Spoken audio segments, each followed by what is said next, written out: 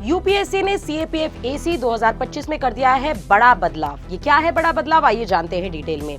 सबसे पहले अगर 2024 के नोटिफिकेशन के हिसाब से हम देखें तो सबसे पहले आपका एग्जाम होता था रिटन का एग्जामिनेशन।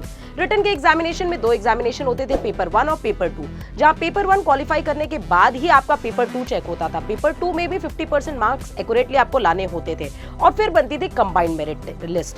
कंबाइंड मेरिट लिस्ट के बाद आपकी बारी आती थी पीएसटी और पीईटी। जो पीएसटी पीईटी क्वालिफाई करता था नेक्स्ट डे ही उसका होता था मेडिकल, और मेडिकल के बाद होता था इंटरव्यू, और इंटरव्यू के बाद आती थी फाइनल मेरिट लिस्ट। लेकिन अब 2025 के नोटिफिकेशन में मेजर चेंजेस देखने को आपको मिले हैं कि सबसे पहले आपका जो एग्जामिनेशन होगा रिटन का एग्जामिनेशन, रिटन के एग्जामिनेशन का सेम प्रोसीजर है। उसके बाद आपका पीएसटी और पीएसटी होगा जो physical standard of physical efficiency test है। 800 मीटर की रेस, 100 मीटर की रेस, साथ ही साथ आपके शॉर्ट पुट को फेंकना और लॉन्ग जंप करना, वो पूरे प्रोसीजर सेम है जो नोटिफिकेशन में मेंशन किए थे।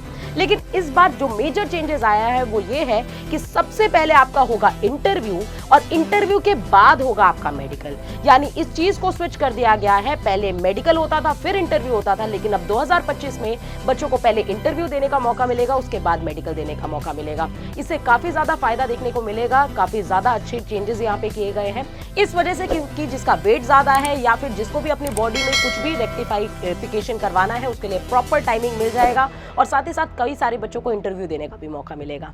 तो कमेंट सेक्शन में बताइए कि आपने भी सीएपीएफ की तैयारी कर ली है कि या फिर आप भी लगे हुए हैं तैयारी में। अगर आप भी करना चाहते हैं तैयारी तो 9696330033 पे कॉल करिए और ज्वाइन करिए सीएपीएफ एसी का बैच। जय हिंद।